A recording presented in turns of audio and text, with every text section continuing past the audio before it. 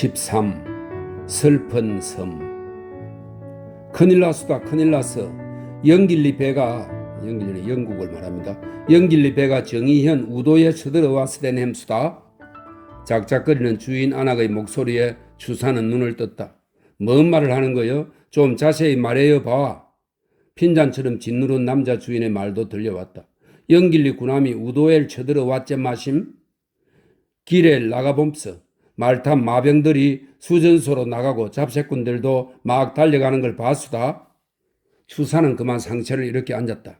멀리서 각부는 소리가 아련히 들려오고 뭐라고인가 외쳐대는 소리도 들려왔다. 그 소리는 가까이서 혹은 멀리서 여러 번 되풀이 되었다. 말들이 허흥거려 코를 부는 소리, 말 발굽이 자갈길을 박차고 뛰어가는 소리, 군병들이 뛰어가는 소리도 들려왔다. 대감마님, 큰일 났사옵니다. 양끝들이 정의연에 침범을 해와서 섬 안이 발칵 뒤집혔다 하옵니다. 경덕이가 들어와 급하게 아뢰었다. 놈은 지난 겨울 얻어걸린 감기 때문에 연신 코를 안으로 후비고 있었다. 그래, 피해를 낸 게 있다더냐? 자세한 것은 모르겠사오나 말탄 군인들이 막 뛰어가고 야단이 났사옵니다. 그는 벌써 400년 전에 개 입질하듯 덤비는 외구의 침범을 견디다 못하여 정의연 청을 바닷가의 고성에서 중간산 지대로 옮긴 일을 상기해냈다. 그때 그는 적극적으로 대처하지 못하고 질에 겁을 먹고 따라가는 그들을 못마땅하게 생각했었다. 해변 마을의 백성들을 그대로 둔 채 관함한 산속으로 옮겨서 어쩌자는 것인가. 흑인 장수들 중에는 통 크고 대단한 인물이 없었던 것도 아니었다. 온 섬을 둘러 성을 쌓겠다는 배짱도 있었다. 섬 바닷가에는 파도와 바람에 무너지던 화내장성 잔해가 남아있는 곳도 있었다. 순비기 나무 줄기가 뻗어오르다만 돌담불들, 그것들이 세월과 파도에 시달려 허옇게 발해 있었다. 이 섬은 고려 원종 연간에 고여림 김수가 삼별초 난군들이 쳐들어올 것에 대비 백성들을 동원하여 쌓은 것이라 하옵니다. 어느 날 바닷가에 나갔던 집주인 영감이 지팡이로 툭툭 돌담을 두들기며 일러준 말들이었다. 이제나 저제나 섬은 깅이에게, 깅이는 개를 말합니다. 깅이에게 뜯기듯 하니 어찌 살라는 말인지. 그때 그는 멍하니 수평선 쪽을 바라보며 한숨을 쉬었다. 그런데 그런 일이 사실로 벌어진 것이었다. 추사는 방 안에 앉을 수가 없어 문을 발기고 나왔다. 마당에서 서성거리던 사람들의 시선이 일제히 그에게로 쏠렸다. 그러나 그에게도 묘안은 없었다. 할 수 있는 것은 우선 그들을 안심시켜 놓는 일이었다. 배가 몇 척이나 쳐들어왔답니까? 예, 자세히는 모르나 이놈들 세력이 소소하지는 않는 듯 합니다. 그렇게 막연히 끝만 집어먹을 게 아닐 텐데 놈들이 설마 섬 안까지야 넘보지 않을 겁니다. 높은 언덕으로 올라가서 발꿈치를 들고 바라보니까 삼방연대에서 연기가 솟아오르는 게 보였다. 연기는 마치 무풍한 날씨라 고추 하늘 높이 솟고 있었다. 조금 있으니까 그 서편의 송악산 쪽 연대에서도 연기가 솟기 시작했다. 저거 보십시오, 저거. 저래도 큰일이 안 났는지 혹. 급보 경덕이가 오당오당 발을 굴렀다. 가만히 있거라. 그건 군인들이 미리 방비를 하기 위한 수단일 수도 있고 잘못 판단한 것일 수도 있다. 연대란 위험을 알리기 위한 방법 아니냐? 추사는 경망한 경덕이를 준열히 꾸짖었다. 그래도 너무 방심할 것은 아니옵니다. 숙종대왕 30년에는 적선 50여 척이 가파도에 몰려와 멋대로 도둑질을 한 적이 있고 사람도 죽였습니다. 듣자하니 이놈들은 꼭 중숭 한 가지였다 합니다. 항시 침착하고 투지가 강한 주인 영감이 이렇게 질려있는 걸 보면 당하기만 해온 섬사람의 처지를 이해할 것 같았다. 그는 혀를 차고 두 번 고개를 끄덕였다. 그뿐이 아닙니다. 불과 3, 4년 전의 일인데 바로 연길리 놈 배 두 척이 역시 가파도에 쳐들어온 적이 있었었죠. 멀찍이 닻을 내려 배를 세우고는 섬에 방목하는 나라 소들을 총 쏘아 죽이고 혹은 묶어 배에 싣기도 하였습니다. 저들 멋대로였었죠. 보다 못한 현감이 고깃배를 타고 쫓아갔는데 그들은 대포를 3발이나 쏘았습니다. 대포 알이 하나는 바다에 떨어지고 하나는 해안에 날아와 떨어졌는데 무게가 30건이 넘고 크기가 수박만 했다 합니다. 추사는 또 한 번 혀를 찼다. 섬 사람들을 위무시키기에는 이들이 치른 경기가 너무나 컸다. 자라보고 놀란 가슴 소뚜껑 보고도 놀란다고 이들 가슴에 울렁거림을 끄기가 그리 쉬울성 쉽지 않았다. 그때는 싹 달아나는데 바로 비선이었답니다. 그 후로 나라 소들은 모동장으로 옮기는 역사가 이루어졌었지요. 그러고는 그때고 이때는 이때입니다. 방비는 철저히 해야 하지만 무턱대고 겁을 집어먹을 일은 아니죠. 더구나 우도는 여기서 200리가 넘는 섬의 끝 아닙니까? 어쩌면 저 배는 단순히 지나가는 배인지도 모릅니다. 글쎄요, 그러기나 했으면 오죽 좋겠습니까? 내 말을 믿어보십시오. 이것은 예감입니다만 쳐들어왔다고 해도 우리는 할 수 없이 당하는 신세니까 미리 겁을 먹어서 좋을 것은 없습니다. 그런데 겁을 안 내려고 해도 그게 잘 안 되는 걸 어쩝니까? 주사도 막상 말을 하려니까 이빨들이 소리를 내며 흔들렸다. 뱃속이 거북한 기운도 더 치밀어 오르는 것 같았다. 얼굴이 새파랗게 질린 안서방이 그의 곁에 서서 학질 기운이 도진 듯 사뭇 몸을 떨고 있었다. 그때였다. 번거지가 벗겨져 끄는 턱에 걸려있고 모자는 등에가 붙은 잡새꽃 하나가 지나가다가 그들에게 호령한다. 무엇들을 합니까? 영길리 군함이 쳐들어와서 난린디? 그는 사뭇 눈까지 까디 뒤집고 야단이었다. 여보, 젊은 병사. 주사의 목소리는 약간 노기를 띠고 있었다. 기세 등등이 호령하던 병사가 그 소리에 흠칠하여 그를 바라보았다. 군함이 쳐들어왔으면 우리들이 어떻게 해야 되는 겁니까? 이제 그 질문은 침착을 되찾고 있었다. 아, 나가 싸울 준비를 하든가 숨든가 양단간에 할 것 아닙니까? 주사의 서슬에 기세가 꺾였던 병사가 다시 목에 핏대를 세웠다. 배가 사뭇 저 해안에라도 쳐들어온 듯 서두는데 군함이 어디에 와 있는 겁니까? 아, 배가 정의연 우도에 쳐들어왔다 안 합니까? 이제 곧 이곳까지 쳐들어올지도 모릅니다. 모간 성내도 온 성안이 발칵 뒤집혔습니다. 아, 얼마 전에 비선이 가파다에 와서 쾅쾅 대포를 쏘던 거 못 보셨습니까? 그는 얼른 증거가 생각나자 기세를 돋구어 윽박질렀다. 여보, 젊은 병사, 그래도 그런 게 아닙니다. 우매한 백성에게 사리를 분별해서 행동하도록 지도해 줘야지 무턱대고 겁부터 주어서야 씁니까? 아, 그리고 이 현만 하더라도 기병 200, 보병 100, 잡색군 근 400이나 되는 병정들이 해안을 지키는데 싸우기로 든다면 그까지 영길리 놈 몇 명이 어찌 당할 것입니까? 눈에 핏발을 세우고 빤히 쳐다보던 병사는 그가 차근차근 얘기하자 수그러들고 만다. 주인 영감이 자꾸 추사의 얼굴을 살피고 안서방과 경덕이도 손을 맞부비며 안절부절 못하고 있었으나 한번 눈을 부릅던 그는 기세를 누그러뜨리지 않았다. 병사는 떨군 고개를 쳐들지 못했다. 그러고는 곧 도망치듯 올레로 나가버렸다. 알아서들 흡서 날 욕듣게만 하지 말고 나가면서 흘리듯 이 한마디를 뱉는다. 허허허 허허허. 안서방이 배를 잡고 웃음을 터뜨리자 경덕이도 따라 웃었다. 또 불벤 도색이로고, 도색이는 돼지를 말합니다. 꼭 불벤 도색이로고. 주인 영감이 그들의 웃음에 토를 달았다. 저렇게 돌려보내도 괜찮겠습니까? 안서방이 그에게로 다가와서 부들거리며 말했다. 헤헤거리던 경덕이의 얼굴도 금세 어두워졌다. 괜찮지 않으면 어쩔 것이냐? 주사는 그만 마루로 올라서고 있다. 병사가 사라진 마당은 한 구석이 횡댕그레 비어난 듯 했다. 아직도 연대의 연기는 높이 솟고 있었다. 부부 각을 부는 소리도 그쪽에서 들려왔다. 보 맞은 쪽 연대에서 화답하는 각소리도 들렸다. 주사는 이 북새통의 안으로 들어가서 서한 앞에 가부좌를 털고 앉았다. 숱한 세월 외구의 발아래 짓밟히던 섬의 처지가 눈앞을 스치고 지나갔다. 여말께부터 입질이 잦아진 왜구는 해변마을로 쳐들어와서는 닥치는 대로 재물을 약탈하고 소나 닭 같은 가축을 쓸어갔으며 사람을 죽이거나 사로잡아갔다.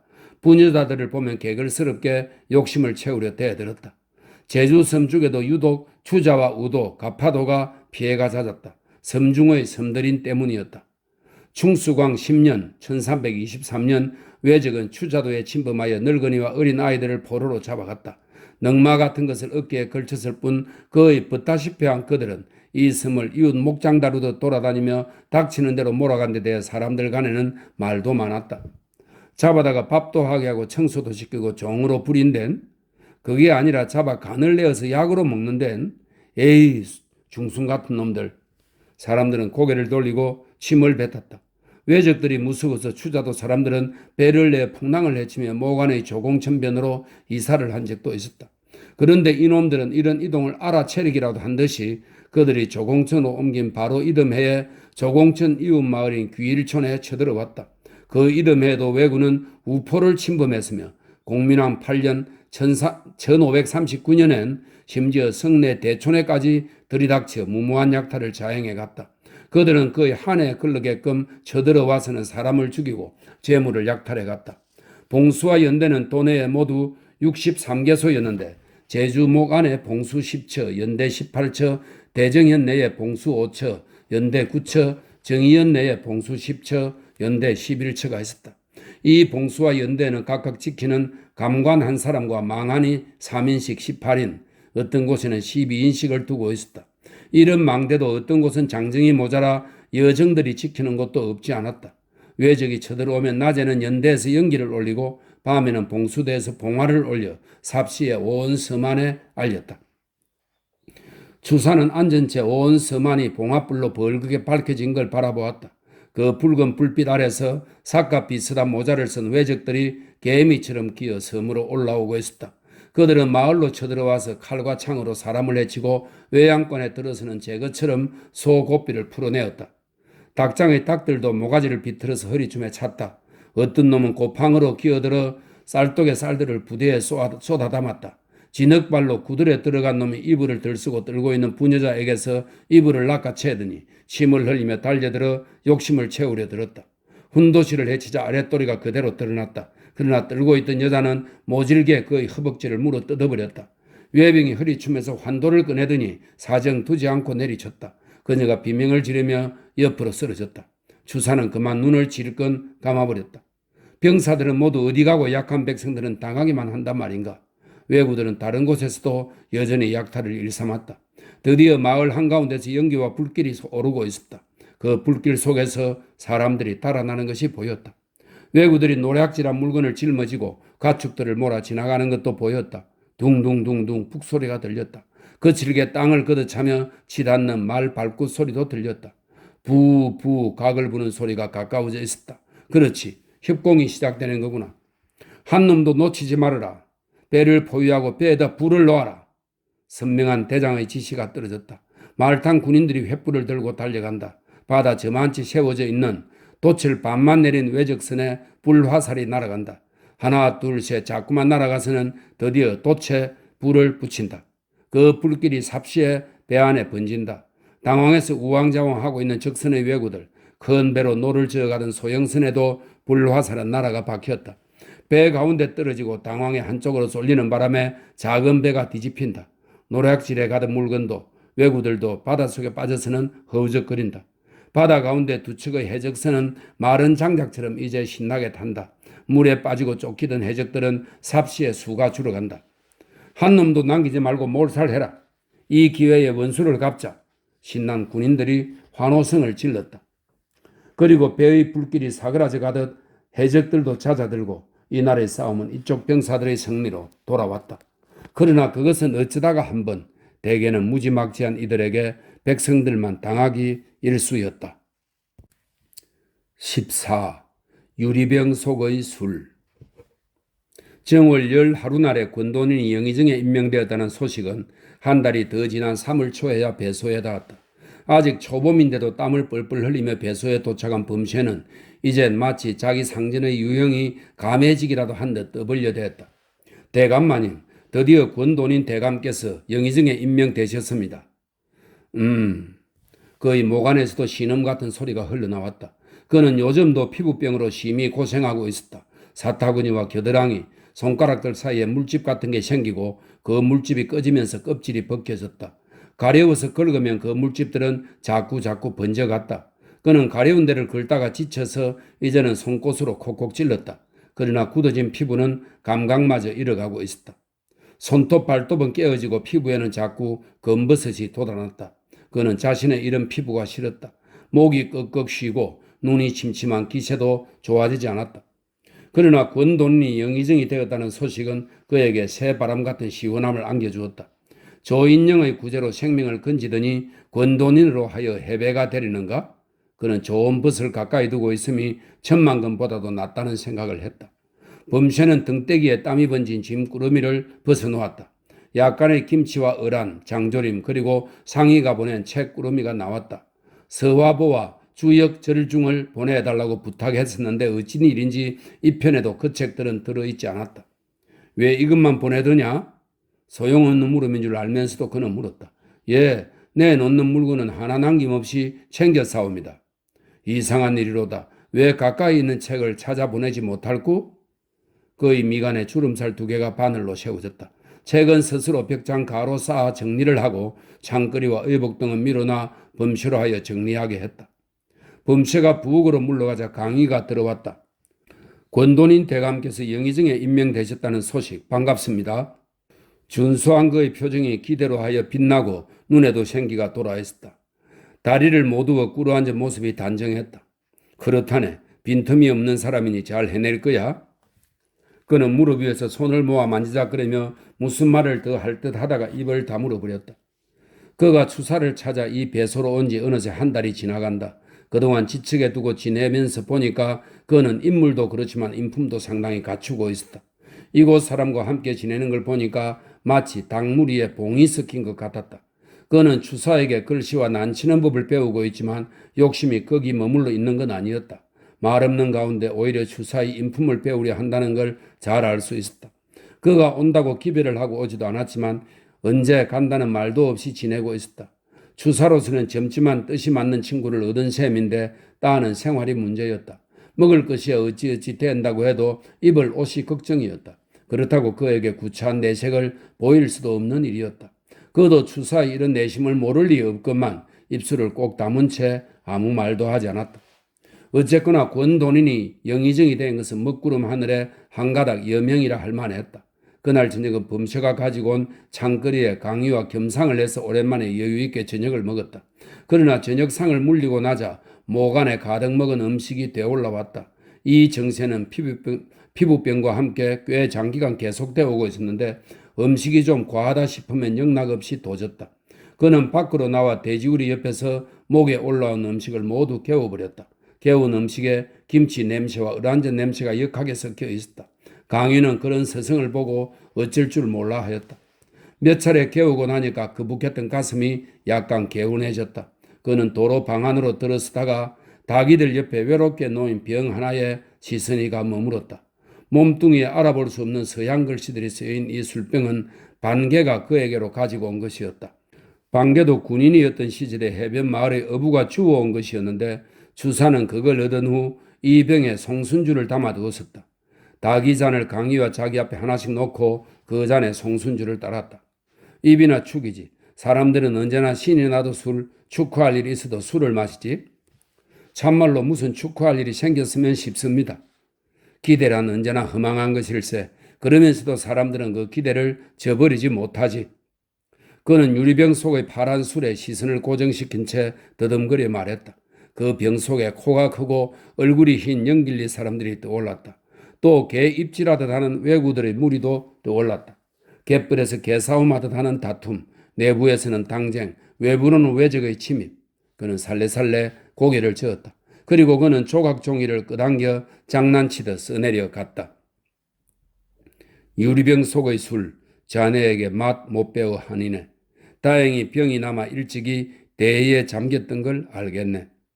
가짜는 벼슬아치들 싫도록 마시겠으나 천한 사람은 다만 입을 축일 뿐. 완연히 금대에서 마셨던 것. 이 금대는 영경, 즉 북경을 말합니다. 하늘 끝에서 옛 향기 되색이다. 이 병은 본래 서양 배 속에 있던 물건이다. 서양 술맛이 매우 향기롭고 독해서 3, 40년은 상하지 않을 수 있다고 한다. 연한 나무, 코르크를 말합니다. 연한 나무로 주둥이를 막아서 한 방울도 새 나가지 않게 한 것으로 비록 바닷속을 떠돌아다닌다 해도 술은 변함이 없다니 매우 이상한 일이다. 나는 예전에 영경의 여러 명사들을 쫓아서 한번 맛볼 수 있었는데 곧 이 병에 담은 것과 같았다. 덕건대 섬사람이 바닷가에 떠돌아다니는 것을 주었고 병 안에는 술이 아직 남아 있었다 한다. 반개가 빈병을 얻어서 매우 진귀하게 여겨 깊이 감추어 두었다 하니 아마 억지로 빼앗을 사람이 있을까 보아서인 모양이다. 나는 듣고 크게 웃었다. 섬사람이 감히 제가 가지지 못하고 광군에게 바친 것이다. 다만 빙옥 같은 절조에 흠이 갈까 무서우니 대업자 고사로서 급히 백성에게 보내버리는 것만 갖지 못하리라. 그 축중의 시에 이어 화답하였으나 내가 운에 맞춰 시 짓는 것을 즐거워하지 않아서 북 가는 대로 이와 같이 이리저리 쓴다. 아울러 소림에게 보이노라. 노려. 이 글을 쓰고 나자 그는 기분이 벅 상쾌해졌다. 입가에 빈 것이 웃음을 물었다. 그는 글 중에서 또 친구인 권돈인을 생각하고 있었다. 그의 여름은 유달리도 무더웠다. 가을, 겨울이 그렇게 각각되던 바람도 어디로 갔는지 사방은 아주 정체되어 버리고 은빛 바다도 그냥 굳어버린 듯 했다. 한정막 같은 방 안에 앉아 있으면 땅구멍이란 땅구멍에서 담뿍 땀이 솟아나고 그것들이 천을 비집고 밖으로까지 번져 나왔다. 피부병이 덧친 것은 더 말할 나위 없었다. 가리워 긁은 자국에 땀이 들어가면 그 부위는 쏘는 듯이 아팠다. 햇볕은 담뿍 밀입자가 되어서 큰 갓을 씌워놓은 듯한 하늘에서 가뿍 쏟아져 내렸다. 그것들은 쏟아져 내려서 따끔따끔 살갗을 찔렸다. 장마기에 그 흔하던 빛발도 어디로야 사라졌는지 여름 내내 비 한 번 내리지 않았다. 밀입자의 햇볕을 받은 곡식들이 먼지 풀썩이라는 밭 일항에서 베베 꼬이며 시들어갔다. 어떤 데는 사뭇 발갛게 타버린 곳도 있었다. 낮에 기승을 부리던 더위는 저녁 때가 되면서 사그라지는 것이 아니라 그대로 내려앉았다. 그 더위와 함께 각다기 무리도 쏟아져 내려와서 피부에 달라붙어 피를 빨았다. 나무가지를 꺾어서 내저으며 쫓고 부채로 쫓아도 정통으로 얻어맞지 않아서는 도망가는 법이 없었다. 마당에 멍석을 피우고 앉아 저녁을 먹고 나면 주인 집에서는 모기를 쫓기 위해 마당 한 옆에 모기내를 피우는 것이었다. 모기내는 마른 쑥 같은 것으로 피우기도 했으나 보리 까끄라기에 불을 지르고 그 위에 흙을 덮어서 사뭇 연기만 나게 만들기도 했다. 이 연기가 다소 모기를 쫓는 역할을 했다. 그러나 그 캄캄한 열기의 연기는 더위를 더욱 부채질해서 숨가쁘게 했다. 이런 밤이면 그도 후덥지근한 방에서 견디지 못하여 마당으로 나왔다. 그가 나오면 언제나 주인 집에서는 평상을 비워주었다. 모기내가 마당 내귀를 돌다가 사라지고 어둠이 담뿍 좁은 마당에 내려오면 그제야 어디선가 청량한 바람줄기도 하늘이 날아들었다. 목침을 베고 북쪽 하늘을 바라보니 별들이 영롱했다. 문득 얼마 전에 세상을 뜨셨다는 누님 얼굴이 떠올랐다. 그럴 수가 있을까? 이런 배수에서 누님의 사망 소식을 듣고 또 앞서는 아내와 교희 형님마저 먼저 세상을 떠나보내야 하다니. 울먹한 가슴이 찢어지는 듯 아팠다. 인생은 무엇이고 죽음이란 무엇인가 도저히 마음을 걷잡을 수가 없었다. 두 누님이 계셨지만 특히 이번에 돌아가신 누님은 70세 가까이 사시면서 가정적으로 대단히 험난한 세월을 산 분이었다. 그렇구만 일을 당할 때마다 크게 깨우친 사람처럼 호연지기가 있고 얼굴에 근심기를 나타내지 않았다. 그가 유형의 벌을 받고 제주로 올 때만 해도 얼마나 의연했던가. 세상 삶이란 좋은 날도 있고 굳은 날도 있게 마련이다. 너무 상심 말고 몸 건강히 기회를 기다려라. 그의 손을 잡고 주위를 곁눈질해 살피며 은근히 들려주던 위로의 말이 떠올랐다. 뜻있는 시선, 대단한 오지랖이었다. 환우가 위중하다는 소문은 오가는 종들편에 들어 알고 있었으나 당신이 돌아가셨다는 소문은 충격이었다. 별은 왜 저렇듯 영롱한가? 서울 하늘에서도 저 별들은 보일 테지. 그러자 궁색한 자신의 처지가 더 되돌아 보이고 심사도 처량해졌다. 죽은 사람이야 의연의 제갈길을 갔을 터이지만 같이 떠나지도 못한 사람은 끝간데까지 슬퍼하며 가슴을 찢어대고 있으니 산 사람이 더욱 슬프다는 말이 실감되었다. 초종의 모든 예절은 누가 때맞추어 하고 출상은 언제였을까? 무덤은 또 돌아가신 매형의 묘와 합장이었을까 혼자였을까? 생각이 번잡하니 가슴이 답답하였다. 상무는 그런대로 예의범절이 바르고 가문 의례를 숭상한다 하니 다행스런 일이거니와 상우는 그 욕심에 심사나 삐뚤어지지 않았는지 한때 상무가 위험을 무릅쓰고 제주 배소에 와 보겠다고 예한 이슬을 졸랐다던 일이 떠올랐다. 한참 혼자서 공상의 나래를 피우는데 마을 같던 강의가 털털거리며 돌아왔다. 그의 몸에서 얼핏 술 냄새 같은 게 맡아졌다. 이 동네는 주막이 없는데 어디를 가서 술자리에 어울렸는구? 그가 요즘 마음이 고르지 못하다는 걸 그는 느끼고 있었다. 무언가 고민이 가슴 속에 쌓여 있는 것 같았다. 스승님, 우리가 벼슬을 하고 학문을 하고 일생을 살아간다는 지표는 어떻게 삼음이 옳습니까? 사람은 누구나 배 속에 향풀을 감추었건 오물을 감추었건 그 냄새를 토해내게 마련이다. 주사는 그가 어떤 대답을 요구하고 있는지를 대강은 짐작한다. 이참에 무언가 그가 바라는 말을 해주리라. 목침을 세우고 상체를 이렇게 앉았다. 대체로 여기서 천리길을 가리는 사람이 있다면 먼저 반드시 그 길이 나 있는 곳을 판단해야 할 것이야. 길을 안 다음에야 출발할 곳을 생각할 수 있는 까닭이지. 길이 판단되면 그 길로만 가면 되는 것이옵니까? 문을 나서서 가는데 진실로 앞길이 아득히 멀어서 진로가 분별이 잘 안 될 때에만 반드시 길을 아는 사람에게 묻는 것이 중요해. 바르고 큰 길을 안내받는 것이 필요하다는 말이네. 나쁜 길로 가면 가시밭 속으로 들어가며 바른 길로 가면 반드시 목적지까지 갔다가 돌아올 수 있을 것이야. 그런데 그 안내자들이 꼭 길을 제대로 안내한다고 장담할 수 있겠습니까? 의심을 하려면 한이 없지. 의심이 많은 사람은 그대로 믿으려 하지 않고 머뭇거리며 다른 사람에게 묻고 또 다른 사람에게 묻고 하지. 반드시 그것을 지내보고 시험하여 보아야겠다고 생각하다가 구렁텅이에 빠지는 경우도 없지 않아. 강인은 깨닫는 바가 있는지 연신 고개를 끄덕였다.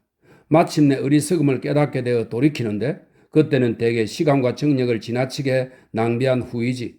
현명한 처사는 남이 명백하게 밝혀 가르쳐주면 힘써 그것을 실행하는 것일세. 강희의 입에서 긴 한숨이 흘러나왔다. 별은 하늘에 더 총총하고 멍석 위에 누운 하베들에게서는 고른 숨소리가 들려오기 시작했다. 강희는 절망에 있는 스승에게서 그래도 이런 가르침이라도 뽑아낼 수 있었던 것이 무척 다행스러운 모양이었다. 그것은 그에게 큰 수확이었다. 한숨 주무시지요. 이제 꽤 서늘어졌으니. 그러세. 밤이 꽤 깊었나 보네. 수사는 고개를 쳐들어 한 바퀴 휘돈 미리네를 살펴보았다. 모기 향불이 가녀린 연기를 피워 올리고 있었다.